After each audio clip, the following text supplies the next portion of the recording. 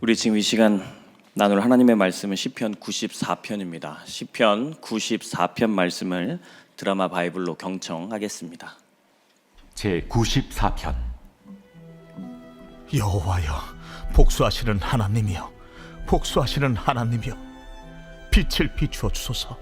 세계를 심판하시는 주여, 일어나서 교만한 자들에게 마땅한 벌을 주소서. 여호와여, 악인이 언제까지 개가를 부르리이까?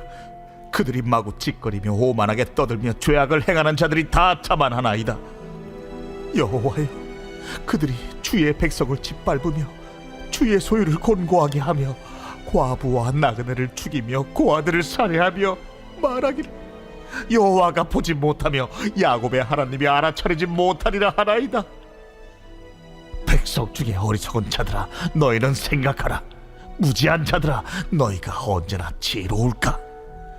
귀를 지으시니가 듣지 아니하시랴, 눈을 만드시니가 보지 아니하시랴. 뭇 백성을 징벌하시는 이 곧 지식으로 사람을 교훈하시는 이가 징벌하지 아니하시랴. 여호와께서는 사람의 생각이 허무함을 아시느니라.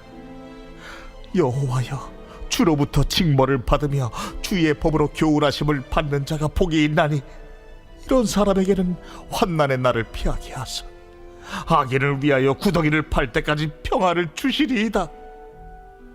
여호와께서는 자기 백성을 버리지 아니하시며 자기의 소유를 외면하지 아니하시리로다. 심판이 의로 돌아가리니 마음이 정직한 자가 다 따르리로다. 누가 나를 위하여 일어나서 행악자들을 치며 누가 나를 위하여 일어나서 악행하는 자들을 칠까? 여호와께서 내게 도움이 되지 아니하셨다면 내 영혼이 벌써 침묵 속에 잠겼으리로다. 여호와여, 나의 발이 미끄러진다고 말할 때에 주의 인자하심이 나를 붙드셨사오며 내 속에 근심이 많을 때에 주의 위안이 내 영혼을 즐겁게 하시나이다. 율례를 빙자하고 재난을 꾸미는 악한 재판장이 어찌 주와 어울리리까? 그들이 모여 의인의 영혼을 치려하며 무죄한 자를 정죄하여 피를 흘리려 하나. 여호와는 나의 요새이시오, 나의 하나님은 내가 피할 반석이시라. 그들의 죄악을 그들에게로 되돌리시며 그들의 악으로 말미암아 그들을 끊으시리니 여호와 우리 하나님이 그들을 끊으시리로다. 우리가 살아가는 2026년의 현실은 한편으로는 참으로 암담합니다. 매일 아침 우리는 외신을 통해서 전쟁의 참혹함을 생중계로 보고받고 있죠. 강대국들의 이권 다툼 속에 무고한 아이들이 공포에 떨며 죽어가는 것을 우리는 집에서도 볼 수 있습니다. 수십 년간 쌓아온 삶의 터전이 한순간에 잿더미가 돼버리는 것을 우리는 목격하고 있죠. 전쟁뿐입니까? 정치는 어떻습니까?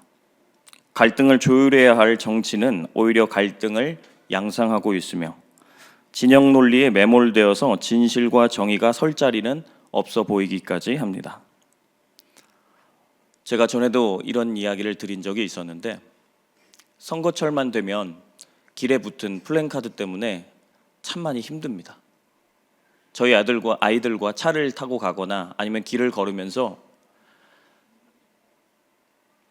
딱 잘라서 어떤 단어를 표현하진 않겠습니다.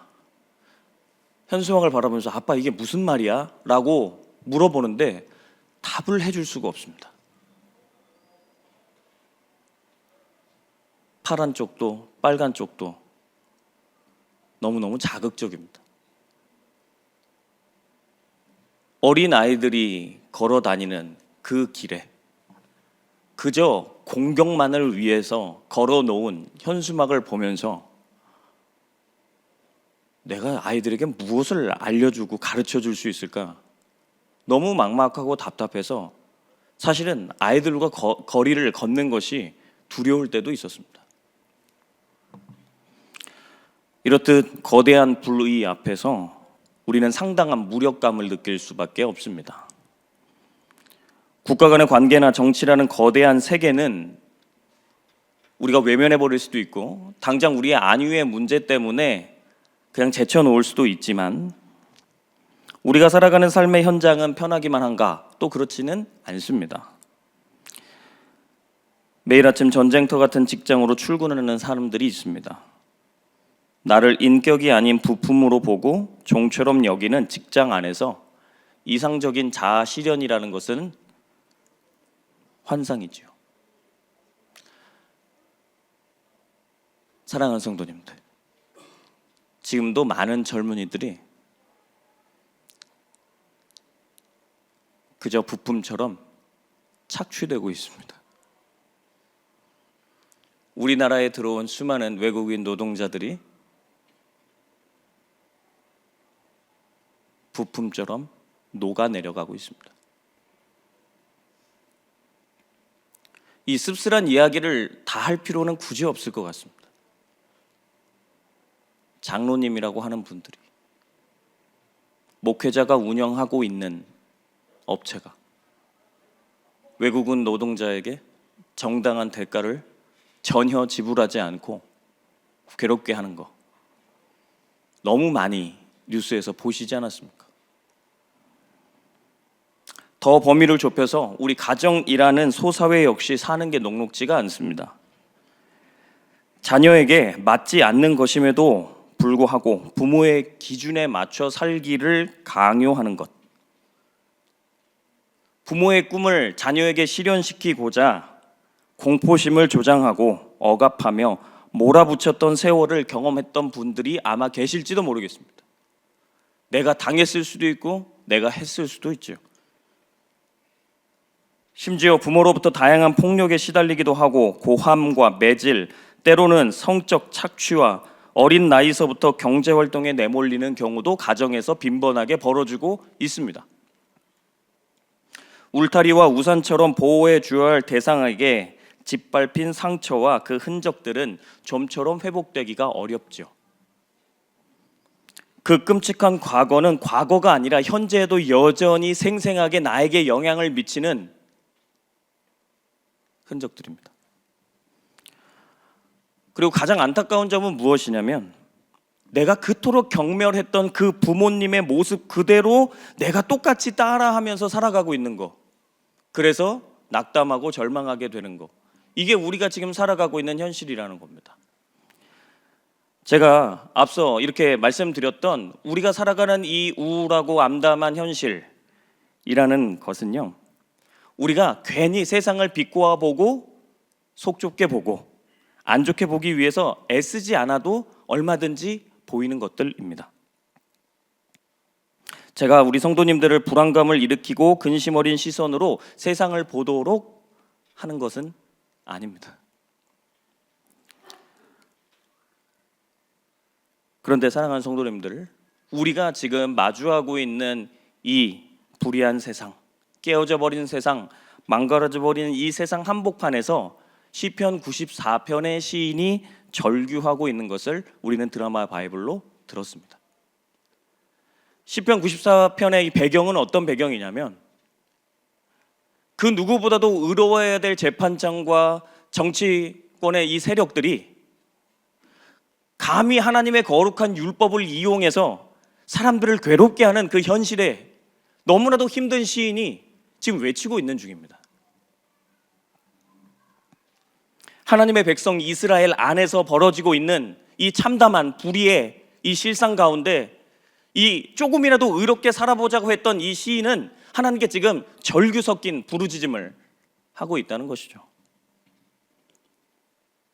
하나님은 선하신데 어째서 이 불의한 세상을 가만히 이토록 오랫동안이나 내버려 두십니까? 라고 하는 것이 이 시인의 고백입니다. 우리 3절 말씀 한번 보시겠습니까? 3절 말씀. 우리 3절 말씀 같이 한번 읽어볼까요? 시작. 여호와여, 악인이 언제까지 개가를 부르리이까? 시인이 마주하고 있는 현실이 그런 겁니다. 하나님을 정면으로 대항하고 있는 그 악인들이, 그 불의한 자들이 지금 신나서 룰루랄로 하고 있는 것을 계속 봐야만 하는 것이 너무 속이 쓰린 겁니다. 지금 시인이 그 피해를 보고 있는 사람인 것인지, 아니면 그 피해를 당하고 있는 사람들을 보면서 안타까움에 이렇게 절규하고 있는지, 그것은 정확하지 않지만 한 가지 확실한 것은 하나님의 백성이라 일컬어지는, 하나님의 언약 백성이라고 일컬어지는 이 이스라엘은 국가, 그 사회 안에서 말도 안 되는 불의가 행해지고 있으며, 감히 하나님의 율법을 가지고 하나님의 백성들을 괴롭게 하는 자들이 지금 다스리고 있는 현실을 보면서 시인은 너무 아파하고 있다는 것이죠. 사랑하는 성도님들, 오후 예배에 오시는 성도님들은 신앙이 좋은 분들로 믿습니다. 아무도 반응이 없으세요. 놀랍죠? 한 번만 더요. 우리 오후 예배에 오신 성도님들은 다 신앙이 좋은 분들인 줄로 믿습니다. 그러니까 부탁드리고 싶은 게 있습니다. 이 시편 94편의 말씀으로 망가져버리고 깨어진 이 불의한 세상을 우리가 바라보면서 세상은 또 저렇겠구나가 아니라 하나님께 부르짖는 사람들이 되었으면 좋겠습니다. 시인이 한 것이 무엇입니까? 내가 고초를 당하고 있는지, 혹은 다른 사람들의 고초를 보면서 그리했던 건지 정확하지는 않지만 확실한 것은 이 불의한 세상 가운데 하나님을 향해서 부르짖고 있다는 것입니다. 그런데 성도 여러분, 세상은 원래 그래, 우리가 기도해봤자 바뀌는 게 없어 라고 더 비관적으로 보고 계시지는 않습니까? 나 한 사람이 기도해봤자, 하나님께 그 기도를 올려드려봤자 이 세상은 꿈쩍도 안 해, 정확한 사람들은 꿈쩍도 안 해 라고 하면서 그 기도를 멈추고 계시지는 않습니까? 우리 불의한 세상을 붙잡고 그것과 씨름하며 살아가는 삶 속에서 하나님께 이 세상을 맡기고 하나님의 통치가 이 땅 가운데 실현되기를 정말 간절히 간곡하게 하나님께 부르짖는 그 영성이 바로 오늘부터 다시 우리 서울운영교회와 우리 한국교회 위에 회복되기를 소원합니다. 1절 말씀에 시인은 이렇게 얘기합니다. 여호와여, 복수하시는 하나님이여, 복수하시는 하나님이여, 빛을 비추어 주소서. 이 복수하다라는 말은 이 안 좋은 감정을 가지고 안갚음하는 그 복수를 이야기하는 것이 아닙니다. 단순히 그런 것이 아니라 행위에 맞춰서 있는 그대로 보응하는 것을 뜻하는 말입니다. 이 복수라는 것은 복수, 보복, 보응, 뭐 어떤 식으로든지 번역해도 상관없는 말인데, 의로우신 하나님께서 안 좋은 감정을 내비치시는 것이 아니라 행위 그대로 심판하시는 어떤 행위에 대한 표현입니다. 바로 여기서도 시인은 믿음을 보이고 있는 것입니다. 하나님께서는 불의를, 죄악을 좌시하지 않으시는 하나님인 줄 내가 믿사오니 이 암담한 현실 가운데, 이 우울함과 그림자가 잔뜩 드리운 이 현실 가운데 빛을 비추셔서 그 어두움을 몰아내어 주시옵소서. 사랑하는 성도님들, 우리의 인생 가운데 혹시 짙은 어둠의 그림자가 드리워져 있습니까? 그럼 하나님께 구해야겠죠. 우리의 인생을 비추어 주시옵소서. 우리의 인생을 비추어 주십시오. 그런데 그 어둠이 어떻게 우리 삶에 침투하였습니까? 고난 중에 계십니까? 어떤 억압 가운데 계십니까? 정말 이 시인이 경험했던 것처럼 거대한 세계의 불의 앞에 힘겨워하고 계십니까? 우리는 부르짖기를 그치지 말아야 합니다. 하나님, 내 인생 가운데, 내 심령 가운데, 내 삶 가운데 하나님께서 이끌어 가시는 이 역사 가운데 하나님의 그 거룩한 빛을 비추어 주시옵소서.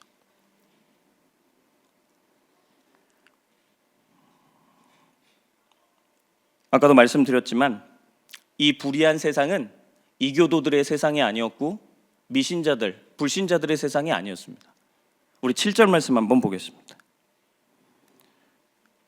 7절 말씀에 악인들이, 행악하는 사람들이 이렇게 말을 한다는 겁니다. 우리 같이 한번 읽어볼까요? 시작. 말하기를 여호와가 보지 못하며 야곱의 하나님이 알아차리지 못하리라 하나이다. 온갖 나쁜 일을 행하면서도요, 그 율법을 반하는 행동을 하고 있으면서도 그 사람들이 뻔뻔하게 뭐라고 한다고요? 여호와가 보지 못하며 야곱의 하나님이 알아차리지 못하리라 하나이다. 여호와 하나님과 백성들 간에 언약적 관계가 맺어져 있을 때 하나님을 부르는 그 성호, 칭호가 여호와입니다. 또한 야곱의 하나님 역시 하나님과 하나님의 백성들 간에, 그 하나님의 사람들 간에 언약으로 묶여져 있음을 나타내 보이는 언약 신명입니다. 이런 말씀 잘 들어보시죠. 아브라함과 이삭과 야곱의 하나님, 이것이 곧 그런 겁니다. 인간들과 언약 맺으시는 하나님의 그 신실하심과 그 사랑하심, 그 영원한 그 관계 앞에서 하나님을 높여 부르는 것, 그것이 바로 야곱의 하나님이라는 표현이에요. 그런데 이 행악하는 사람들이 지금 뭐라고 하고 있어요? 죄를 버젓이 짓고 있으면서도 여호와가 보지 못하며 야곱의 하나님이 알아차리지 못하리라, 이렇게 말을 한다는 거예요. 요즘식으로 얘기하면 이거 지금 교회 다니는 사람들이 하는 말입니까? 교회 안 다니는 사람들이 하는 말입니까? 교회 뻔히 다니고 있는 사람들이 그 이름도 알겠죠. 그렇죠? 하나님 안 믿는 사람들이 하나님의 이름을 부를 일이 없지 않겠습니까?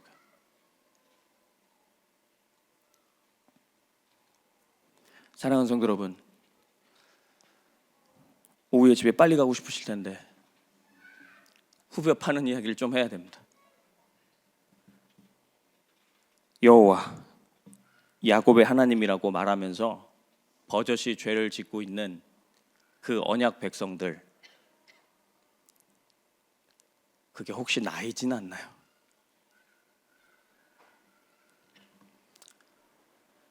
전쟁의 포화 가운데 힘겨워하고 있는, 눈물을 흘리는 그 아이들을 보면서 어쩜 저렇게들 이기적일까, 어쩜 저렇게들 잔인할까, 우리는 욕하고 손가락질하고 있는데 사실은 우리도 그 상황이 되면 그 사람과 별로 다르지 않을 그런 결정과 선택과 행동을 할 만한 그런 죄악된 본성을 가진 사람은 아닐까요?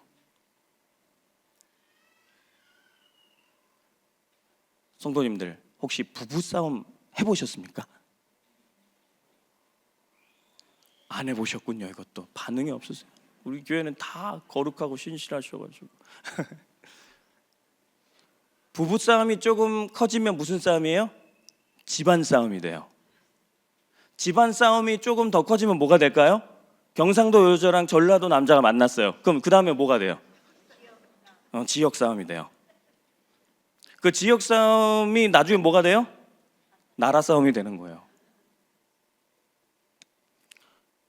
제가 가볍게 이야기 드리는 것 같은데 굉장히 무거운 이야기입니다. 우리는 극악무도한 누군가를 정죄하기 너무 바쁩니다. 그런데 내가 그 상황이 되면 정말 그러지 않으리란 보장이 있을까요? 우리 이런 말 자주 합니다. 아무리도 그렇지, 아무리 그래도 그렇지, 그렇게까지 하나? 정말 자신 있으십니까?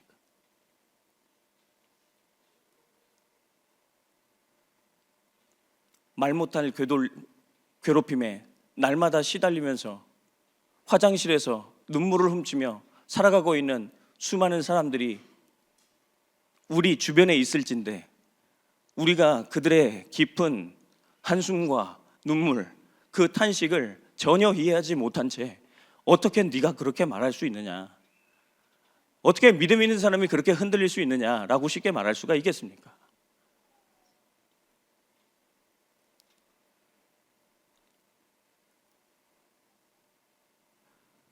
사랑하는 성도님들, 12절 말씀에 이런 말씀이 있습니다. 12절입니다. 여호와여, 주로부터 징벌을 받으며 주의 법으로 교훈하심을 받는 자가 복이 있나니. 정말 믿음 있는 사람들은요, 하나님께서 벌 내리심에, 하나님께서 엄히 말씀하심에 믿음으로 반응한다는 겁니다. 정죄도 할 수 있고요, 비판도 할 수 있습니다. 불의한 세상을 보면서 한숨도 푹푹 내쉬면서 하나님 저것들 벌하여 달라고 우리가 외칠 수도 있습니다. 그런데 그것만 해서는 안 된다는 것이죠. 우리들 역시도 죄악된 본성을 가진 그 악한 사람들과 똑같은 본성을 공유하고 있는 일반인 사람일진데 우리도 하나님 앞에 교훈함을 받아서 날마다 하나님의 말씀하심에 또한 징계하심에 번뜩번뜩 정신이 나서 하나님 앞에 겸손히 살아야 함을 또한 말씀은 가르쳐주고 있는 것이죠. 그러니까 성도님들, 첫째로는 불의한 세상 가운데 하나님께서 선하게 통치해 주실 것을 구하며, 또한 내가 하나님의 그 통치에 바르게 반응해서 그 선하신 하나님을 닮아서 그렇게 의롭게 살아가기를 날마다 치열하게 구해야 될 줄로 믿습니다. 나는 늘 피해자인 것처럼, 나는 절대로 누군가에게 어떤 식으로든 가해하지 않는 사람인 것처럼 여길 것이 아니라, 내가 가장 흉악한 죄인이요 죄인 중에 괴수로서 얼마든지 위태위태한 사람일 수 있다는 것을 인정해서 나 하나님 없으면 안 됩니다. 나의 나무 예수 그리스도께 늘 붙어 있지 않으면 나라는 가지는 늘 시들시들해서 메말라서 열매 하나 제대로 맺지 못하는 인간입니다 라는 것을 인정하면서 부르짖어야 될 줄로 믿습니다.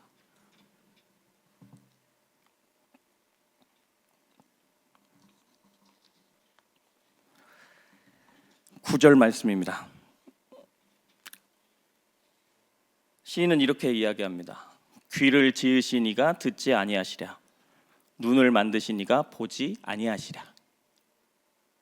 성도님들, 오늘 우리의 삶 가운데에서 혹시라도 조금이라도 하나님의 뜻에 반한 것이 있는지 하나님께서 보시거든 알려주시라고 구하기를 소원합니다. 하나님은 다 알고 계시대요.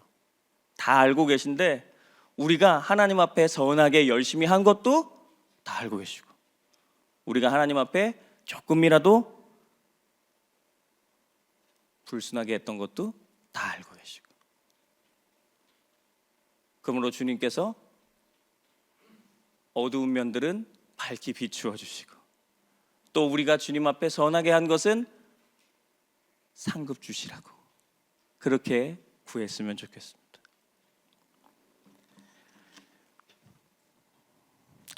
우리 14절 말씀 볼까요? 14절. 이것도 우리 한번 같이 읽어볼까요? 같이 읽겠습니다. 시작. 여호와께서는 자기 백성을 버리지 아니하시며 자기의 소유를 외면하지 아니하시리로다. 아멘. 이 하나님이 우리 하나님이시기에 늘 우리는 부르짖을 수 있는 것 같습니다. 지금 제가 설교 중에 부르짖는단 말을 몇 번 했는지 아시는 분 계신가요? 저도 모릅니다. 근데 자주 한 건 아시겠죠? 우리가 부르짖고 또 부르짖을 수 있는 이유가 무엇입니까? 여호와께서는 자기 백성을 버리지 아니하시며 자기의 소유를 외면하지 아니하시리로다. 자기 백성을 언제나 신실하게 영원토록 완전히 지키시는 하나님이 내 하나님이시기 때문에. 근데 그 하나님이 어떤 하나님이십니까? 공의로운 하나님이시기 때문에, 전능하신 하나님이기 때문에 불의를 내버려 두지 않으시고 정확하게 심판하시는 하나님이기 때문에 우리는 늘 그분께 부르짖을 수가 있습니다. 말씀을 빨리 정리하고 그래서 좀 부르짖고 끝내고 싶습니다. 성도님들, 우리는 깨어진 세상을 살아가고 있습니다. 느끼고 계시나요? 얼만큼 느끼시나요? 제가 자주 여기 서서 드리는 말씀이 있습니다. 좀 많이 느꼈으면 좋겠습니다. 좀 많이 느꼈으면 좋겠습니다. 왜 그런가 하면 성도님들께 부탁드리는 게 아니라 저부터가 그렇습니다. 코앞에밖에 안 보입니다. 제가 얼마나 바본지 아십니까?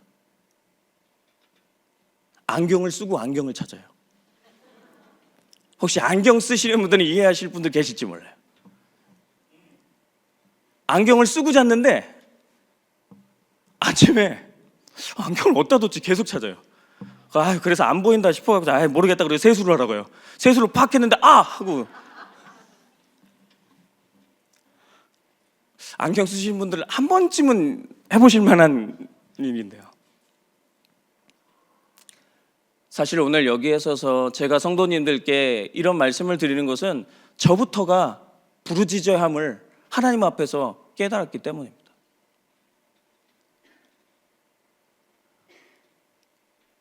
깨어진 세상을 더 많이 보게 해달라고. 하나님 없으면 소망이 전혀 없는 세상임을 우리가 제대로 알 수 있게 좀 해달라고. 그래서 신음하는 사람들을 우리가 좀 보게 해 주십시오. 아파하고 있는 사람들에게 제발 우리가 따뜻하게 대하게 해 주십시오. 정죄하고 비판하고 그게 앞서는 것이 아니라 우리의 낮아짐이 먼저가 좀 되게 해 주십시오. 그게 우리의 첫 번째 기도가 되어야 하겠고요. 불의한 지도자들, 하나님 정신 좀 차리게 해 주십시오. 이 거대한 불의가 가득한 세계 가운데 하나님의 통치가 수시로 좀 임했으면 좋겠습니다. 하나님 도와주십시오. 이러한 기도를 날마다 우리 성도님들께 부탁드리고 싶습니다. 날마다 해 주실 건가요? 아멘이 조금 줄었습니다. 다시 한번요. 날마다 주님께 우리 불의한 세상과 불의한 나의 마음을 잔뜩 싸질먹어지고 가서 부러지져 주시겠습니까? 그럼 우리 같이 기도하겠습니다.